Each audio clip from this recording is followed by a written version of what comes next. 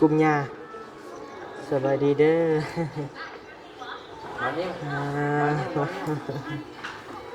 อืมกินข้าวกับหมูยองสบายดีเด้ออืม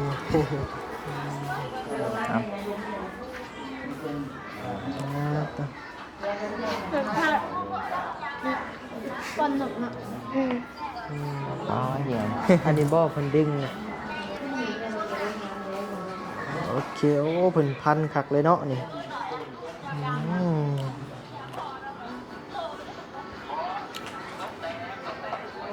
โอเคปิดรถอย่ามันหนาวคือว่าช่วงเมียน3กิโลพี่น้องเอ้ย มีคืนนี่4 กิโลว้าว ตั้งสัน เจ็บก็เจ็บ อืม เด็กๆส่ง แม่นความว่าเรื่องเลือดนี่เป็นจังใดเอาบ่หรือบ่เอา เพิ่นยังบ่ทันมาบอกแบบกันแบบว่าเลือดมัน โอเคกะบ่เอา อันนั้นโอเคกับบ่เอา อืม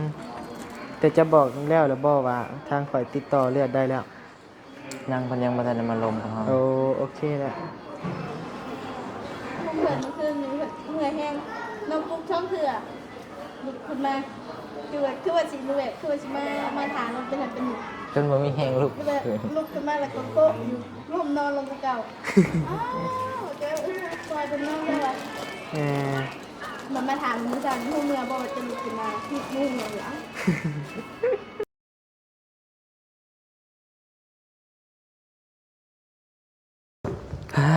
พี่น้องเอ้ยมาอยู่ในห้องหำห้องหมออีกแล้วพี่น้องเอ้ยเนาะอ๋อตัวถังออกซิเจนโพดโพหลายมีเครื่องผลิตเองเลยพี่น้องเอ้ยอืม เครื่องอัดออกซิเจนพี่น้องเอ้ยว้าวเถอะหนาวแห้งลีนี่พี่น้องเอ้ยเอาพี่น้องเอ้ยเปิดคลิปเปิดภาพมากันอยู่ในห้องหำห้องหมอคือเก่าคือเดิมพี่น้องเอ้ยเนาะมาพบมาพอกันช่วงแรงๆได้อพี่น้องเด้อเนาะช่วง6 โมง5 โมง6 โมงพี่น้องเอ้ยจะค่ำแล้วค่ำไว้ช่วงนี้พี่น้องเอ้ยมาเยี่ยมมายามทั้งน้องแต่อีกเช่นเก่าเช่นเคยเนาะพี่น้องเนาะได้ยินข่าวทั้งผัวเพิ่นทักมาพี่น้องเอ้ยว่าอยากได้เลือดว่าซั่นเนาะเลือดกรุ๊ป A ว่าซั่นแต่ทางบัดนี้ก็ประสานหาเช็คเบิ่งเลือดว่ามีอยู่มีในสต็อกอยู่เนาะพี่น้องเนาะแล้วเป็นจังไดจังสิเข้าไปถามเบิ่งผัวเพิ่นอีกเทื่อนึงเนาะพี่น้องเนาะต่อเว้ากันจนสั่นพี่น้องเอ้ยหนาวแฮงเอาก่อนอื่นนั้นบัดนี้ก็ขอกราบทักทายสบายดีพ่อแม่พี่น้องเด้อเนาะหมดทุกคู่ทุกคนบ่ว่าสิอยู่ฝั่งลาวฝั่งไทยแล้วก็ต่างประเทศเด้อพี่น้องเด้อเนาะเด้อหนาวแฮงสั่นคัน ต่อเนาะดีแหละห้องน้ำห้องนอนเราก็ได้ปุ๊บ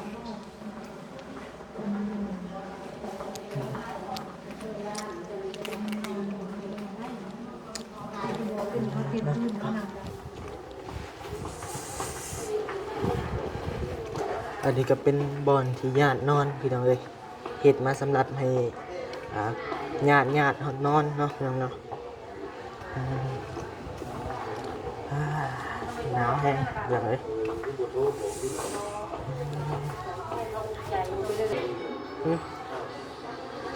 เชิญแช่เป็นอะไร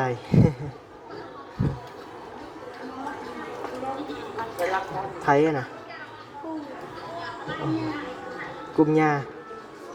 สบายดีเด้อ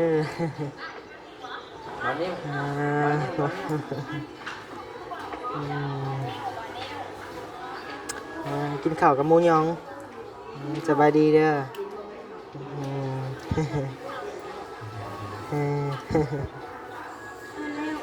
เดี๋ยวทั้งพ่อจะมาเลยบ่มื้ออื่นมาถือว่ามื้ออื่นนี่8 โมงยังบ่ได้ผ่าตัดเด้อโดยเพราะว่าเพิ่นสิเอาเด็กน้อยที่ว่าฉุกเฉินกว่านะเข้าก่อนเพิ่นมาบอกเลยบ่โอเคแล้วซะนะ ทำให้ข่าวโดย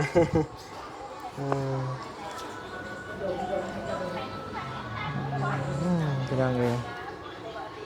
กินข้าวกับหมูยองอันนี้กินชิ้นแห้ง อันนี้หมูยองก็เดียวว่าป้อนเมียลองป้อนเมียเบังดู ไปเลยลองป้อนเบังดู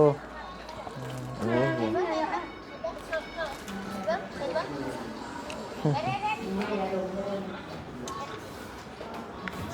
ใครแต่เข้ามานี่เดี๋ยวอุ่นเนาะ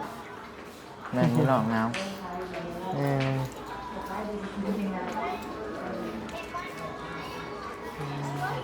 เอา ต่อ แบบถ้าก่อนหนกนะอืม อ๋อเดี๋ยว อันนี้บ่อเพิ่นดึงนะใช้เบิ้งเปิดได้บ่เปิดเบิ้ง โอเคโอ้เพิ่นพันคักเลยเนาะนี่อืม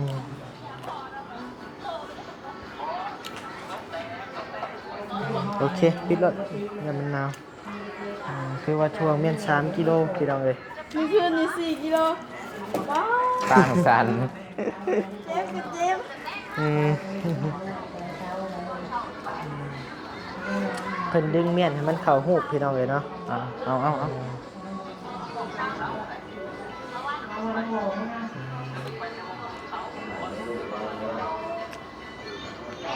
มีอารมณ์มาหัว ไม่ไหวหัว เดี๋ยวว่าคือเฮาเด้ ก็ได้คือภาษาบ้านเขาเด้ เออ เอามาอยู่3 มื้อเอาเป็น เอา มันจะมื้ออื่นผ่าตัดหรือทางพ่อจะสิมาเนาะ โดย เออโอเคแล้วมาเบิ่งซอยกัน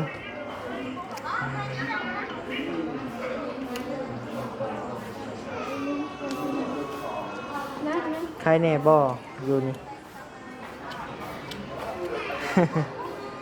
คือว่าหน้าตาก็มีซีมีสันขึ้นเศร้าเรืองเลย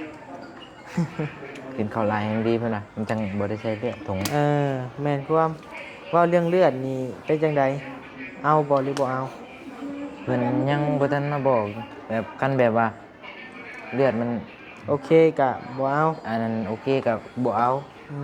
มแต่จะบอกแล้วหรือบ่ว่าทางข่อยติดต่อเลือดได้แล้ว ยังเพิ่นยังบ่ทันได้มาลงกับเฮา โอเคแล้ว มันจะอันก็ไปดูเราดูเราจำ แฮมบ่หมู่อ้ายบ่ แม่น เออเพิ่นมาเบิ่งบ่ เพิ่นก็เข้ามา อืม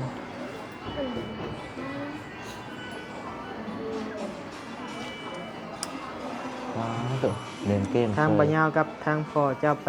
หลอดริมโขงบ่ แม่นเป็นบ่ บ่เพิ่นโทรมาบอก ดังใบวิงอยู่3 คนมันนะ โอ้อยู่ในริมโขงครับบ่ แม่น ดังไผ มีกองเดียวเลยไฟ เรานี่มันอยากขับข้างนอกเลยจ้ะ บ่กินมาแล้ว เวลาอยากไม่หันกินนั่งได้ไม่เดียว อืมนั่นเลยอิ่มแล้วบ่เจ้ากินได้แม่กินโลดเจ้านะ คุณทำนี่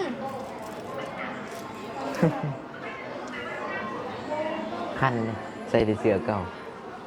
เก้าเลยนะ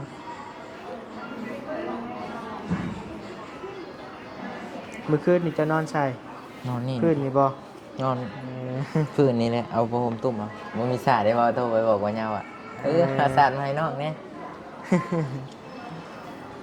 พวกเพื่อนเมื่อคืนนี้เหนื่อยแห้งน้องปุ๊กช่องเถื่อลุกขึ้นมาคือว่าสีนูแบบคือว่าสีมาถามเราเป็นแบบเป็นหนึ่ง จนบ่มีแฮงลุก ก็เลยลุกขึ้นมาแล้วก็โต๊ะอยู่ร่มนอนลงกับเก่าอ้า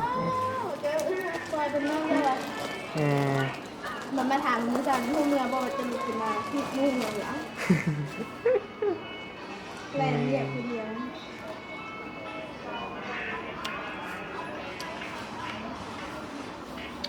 มันทำงาน เก่ง ไม่ให้ให้เขาเนี่ย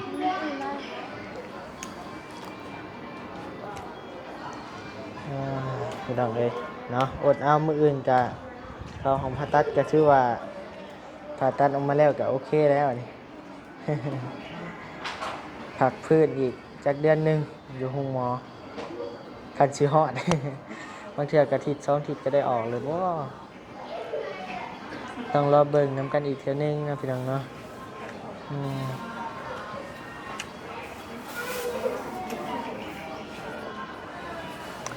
เพิ่นว่ากินข้าวหลายแห่งดีบ่เพิ่นว่าบำรุงเนาะ โดย เออ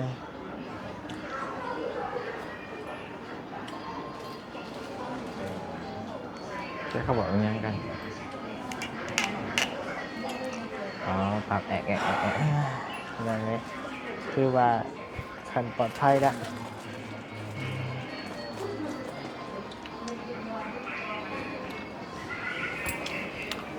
ดึงกระชากไว้บ่ได้บ่ เอาขึ้นแล้วก็ปล่อยลงนะครับตึ๊บตึ้ง ห้องโอ้ยแล้วแหละ เมื่อคืนนี่ตัวซีโร่กันมาใครให้ เจ็บบ่เพิ่นให้แต่มาเปลี่ยน3โลมื้อเช้านี้บ่ เปลี่ยนเป็นคืนนี่แหละ เออ น้องเป็นน้ำเป็นเจ็บแห้ง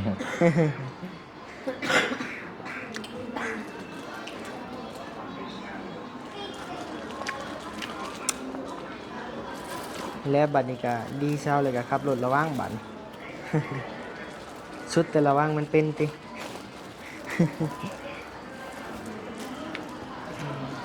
ขับเบนมัน เองบ่ มันยังเราก็ได้ มันสิบ่จักมันหลุดหยัง บ่มีบ่วงบ่ ว้า อืม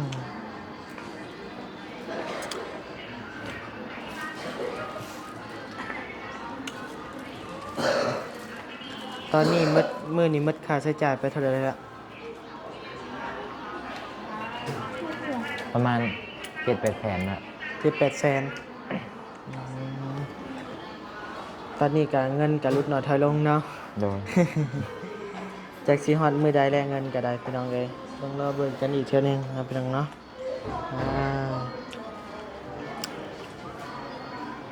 เขาได้เงินหมื่นแม่มาทิศเดียวนึงตั้งแต่เก่าล้าน โอ้โดยแม่อืม โดย 200,000ปลายครับ โดย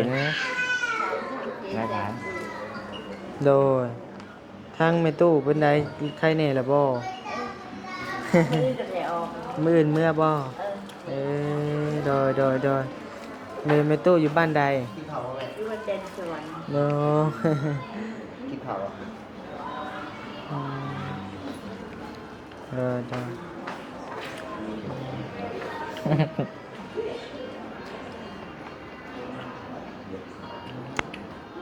เข้ามากก็ไปซื้อเนี่ยมาฝากซ้ำยามันลายยามันหกเหงือก มีไปเรามิดได้ก็บ่ยาวมาเยี่ยมมันนี่ก็มี2 คนนั่นแหละ โดย มันไก่กับบ่ตีเพิ่น โดยทางบันนิวก็ไปซื้อหยังเข้ามาเนาะเพราะว่าบันนิวก็ซื้อแล้วบันนิวสิซื้อเข้ามาอีกมันก็สิหลายเกินไปมีแต่เปลี่ยนกันซื้อมื้อนี้บันนิวซื้อมื้ออื่นบันนิวซื้อพี่น้องเอ้ยมีแต่ซอยกันแนวนี้แหละเนาะอืมยังว่าสิซื้อมาเด้ที่นั่งแล้วมันสิหลายเกินกินบ่หมดเสียดายพี่น้องเอ้ยอืมเอาสั้นเลยเด้อเดี๋ยวสิออกไปปาก่อน ไปหา ผู้ใด บ่ สิ ยาว ย่างไปหาริมคลองผู้ใดมาเพิ่นพา ทิ้งไป ย่าง มันอยู่ โดย ไปทางนี้ก็ได้ โดยเอ้าสู้ โดย ๆใส่เบิ่ง2 นิ้วมาส่องผู้เมียเบิ่งดูเอาไหมโอเค ไปป้าก่อนบัดนี้มีแต่มื้ออื่นทำใจดีๆสิมาแต่เช้าเลยมื้ออื่นเข้าตอน1 โมงบ่สิมาก็ทันอยู่ดอกอืมเพราะว่ามื้อเช้านี่ก็ว่าเพิ่นโทรมาบอกว่าตอนเช้า8 โมงก็ว่าสิมาแต่เช้าว่าซั่นสิมาให้ทันตอนผ่าตัดพี่น้องเอ้ยมาให้กำลังใจกัน มาเบิ่งมาแย่งแล้วพี่น้องเอ้ยเนาะเดี๋ยวๆไปพี่น้องเอ้ยพูดแหละเดี๋ยวบัดนี้ย่างลงไปหาทางอ้ายเพิ่นก่อน ไม่บ่นี่ โดยไปพี่น้องเอ๋ยเนาะทางบันนี้โอกาสีเดินทางกลับก่อนเนาะพี่น้องเนาะพุ่นแหละสีเนี่ยขับรถไปหาปัญญาวอยู่ทางริมโค้งพุ่นแหละพากันนั่งยิงไฟอยู่พุ่นพี่น้องเอ๋ยมันหนาวพี่น้องเอ๋ย ไปนั่งลมกันอยู่พุ่นแหละพี่น้องเอ๋ยทางบ่าวทางข้าวเนาะป่ะพี่น้องเอ๋ยโดยโดยป้าพากันมาเฮ็ดหยังอยู่โดยสบายดี ริมโค้งแล้วเนาะบรรยากาศผู้พี่น้องเอ้ย ย อันนั้นทางพี่น้องพังไทยเด้อพี่น้องเด้อเนาะทางนั้นเนาะทางนี้ทางพี่น้องพังลาวพี่น้องเอ้ยเห็นแล้วก็อยากข้ามไปลิ้นเด้พี่น้องเอ้ยเนาะจักเงินเดือน YouTube สิออกมื้อใดอีกบาทนี้ถามหาเงินเดือนอีกแล้วได้บัดนี้หมดแล้วเด้ ไปตลาดนั่นบ่ใส่สมบูรณ์บ่ โอ้เฮาอยากไปบ่วัดผู้อ้ายนี่วัดใช่คือบ่เห็นเลย บ่เห็นแล้วกลางคืน กลางคืนเนาะอยากไปวัดผู้บ่เคยไปจักเทื่อ บ่ได้ข่าวหาน้องผมบอกอยู่ เข้าแล้วอ้าย ไปพักผ่อนสิ โดยให้เพิ่นพักผ่อนกินข้าวอยู่ กินข้าวได้ค่ะก่อนข้าวรับไปนำ ผัวเราป้อนซะ บ่ได้เอาตอนรับป้อนบ่ เอาอยู่ หนาวพี่น้องเอ้ยเพื่อนบ่เลิกนี่เพิ่นเป็นโลเจ้า หมดเลยนะไปเก็บมาได้ใช่เลยใช้บ่ยาวบ่พามาหรือว่าเรามานั่งลินเอง เราเองเด้ โอ้ คือข่อยตะกี้ตะก้อนก็แบบนี้แหละ มาเผาเนาะ มาเผาพอตะกี้น่ะก็บ่บุญพวกคุณก็โอ้มันมีพวกคุณอยู่นะฮะข่อย โดย งาคุณจนวนบ่ดอกเฮ็ด หักมาบังดาวไพ่บ่ ตอนพ่อหนาวที่ละตอนนะ โดย ใช่เดียวกันเอามีแต่อะไรก็สู้ๆแล้วจอยเด้อ สั่นแหล้วเนาะมันอันนั้นมีแต่มื้ออื่นเลยเนาะลงมือ1 โมงว่าซั่น คือตอนแรกเพิ่นนัดว่านัดเฮานี่8 โมงตอนเช้าแต่ที่นี่เนี่ยเพิ่นโทรเฮาใหม่เพิ่นส่งเฮาใหม่เพิ่นสงสารเด็กน้อยเอาเด็กน้อยก่อนเพิ่นว่าเอาเด็กน้อยก่อนเพราะว่า มันรุนแรงกว่า ตามระเบียบการเพิ่นว่าเพิ่นต้องเอาผู้เด็กน้อยก่อน โดย ครับเพิ่นโพเนก็และ แม่น ถามว่าน้องแต่สิได้ผ่าตัดบ่เพิ่นน่ะได้ผ่าตัดคือเก่าเพิ่นแต่8สิเป็นช่วงบ่ายเด้อ ช่วง1 โมงแล้วว่ะ ตอนนั้นแหละเพิ่นนัดเฮา8 โมงเนาะ โดย ก็ถ้าพังเบิ่งพี่น้องก็สิมีหยังกันเคลื่อนอีกบ่เนาะ แม่มันบ่แน่บ่นอนยังเว้อมีเคสใหม่มาอีกกะ มีแต่สาธุนี่แหละพี่น้องมีแต่อธิษฐานย่อมือขึ้นหัวเอาได้บ่ โดย ให้น้องเพิ่นได้ผ่าตัดปืนเนาะ ในเร็ววันเนาะ อยากให้เพราะว่าภัยและของมื้อนี้เฮาก็อยากภัยก็อยาก โดย อยากพ้นอันพ้น พ้นความ วิกฤตนี้ให้ไป แม่น คือน้องเพิ่นก็อยากพ้นด้วยกันเนาะ โดย ใหญ่อยู่อะแต่ก็อยากพ้นด้วยกันนะ แม่นเห็นอยู่เอ้าว่าไฟมาได้ใช้อย่างผ่านมานี่แหละบอลนี่แหละไผหนังดังไผนี่แหละว่าซั่นแล้วเข้าไปว่าทางน้องบอยบอกว่าพูนว่าซั่นดังไผแตกวุ่นๆอยู่ริมโขงผู้ว่าซั่น จักฉันเอาปลามาปิ้งอย่างเนาะ โอ้ยคักแล้ว มีบ่มันคือกลางอยู่ เงียนไหลไปน้ำคลองเลยที่เจ้า ปลา น้ำ โขง น้ำ าปิ้ง แม่ ไป มันเด้ โอ้ แต่จุๆอันแล้วเขานี่ แต่ว่าคนสิลงไปฮอดใส่บุ ผู้แลลีพีผู้แล ลีพีลาวใต้ผู้แลแม่นลาวใต้ผู้แล เออ ไปซะเอาเอ็มร้อยกับเป๊ปซี่มาฝากทั้งเมียเจ้าแล้วเฮาจังบ่อื่นจังว่ากันเด้อเนาะเพราะว่ามี เฮ้ยพี่น้องเอ้ยเฮ็ดคือเพิ่นสิบ่ย่างไปนี่ติ คนไหนก่อนมา เฮานี่นะคือเพิ่นสิบ่ย่างไปเด้อ เอาพี่น้องเอ้ยมานั่งโอ้ลมกันอยู่ริมคลองเด้อพี่น้องเด้อเนาะโอ้ยหนาวอืม บ่ดาว เอ้ย หนาวที่เพิ่นเนาะ สบาย จะพวกกอดเราเอาจะตัวกอดเรา คักลีเนาะนี่เนาะอืมเพิ่นกำลังสิเฮ็ดสวนสาธารณะได้นี่เนาะเพิ่นกำลังปรับที่ดินอยู่แม่นเพิ่นสิเฮ็ดสวนสาธารณะ มาหิมโค้งนี่ก็ถ้ามาบ่เจ็บบ่ปวดบ่มาลงห้องหมอก็อยากมาอยู่พี่น้องเอ้ย โดย มาเที่ยวหิมโค้งเด้ แม่ มาเจ็บมาปวดที่กับบ่คักปานใดละ โดยสั่นแหล้วเด้อมีแต่สู้ๆหั่นแหละบาดนี้เฮาก็สิได้ล่ำลาเมื่อปะเลยได้บัดนี้อีเกิ้งก็อยู่เทิงหัวแหละยนต์เด้อฮะ เดือนนี้เนาะ อืม เปิดพื้นทุกด้วนได้มื้อนี้ หลายโดนเติบแล้วนี่ คน ครับ สิ เบิ่ง ทานนี่ดิ อืม จักมุ่งออกมา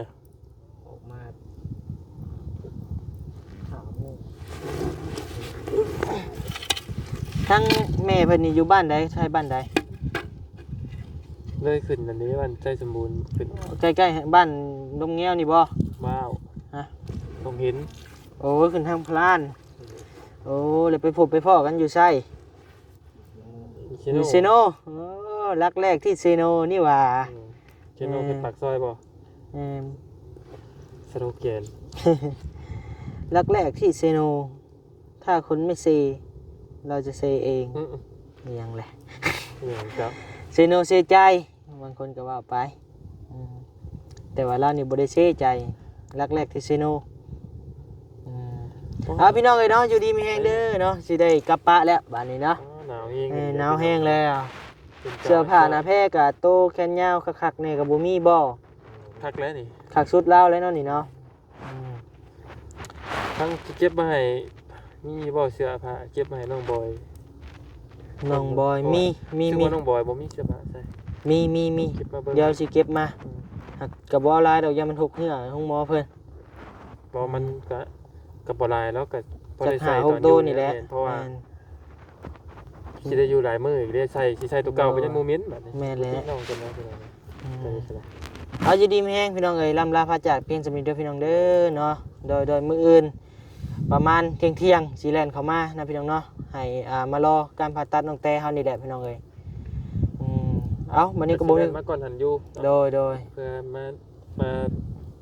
ให้กำลังใจน้องเพิ่นนั่นแห แม่ ละพี่น้อง ก็มาแล่นนั่นนี่พอเฮาแล่นได้อะนะเอ้าวันนี้ก็บ่มี นี่แหละอ๋อ โดยวันนี้ก็บ่มีคำว่าหยังหลายนอกจากคำว่าอยู่ดีมีแฮงเด้อพี่น้องเด้อบ๊ายบายอย่าเจ็บอย่าจนลำรวยๆหนาว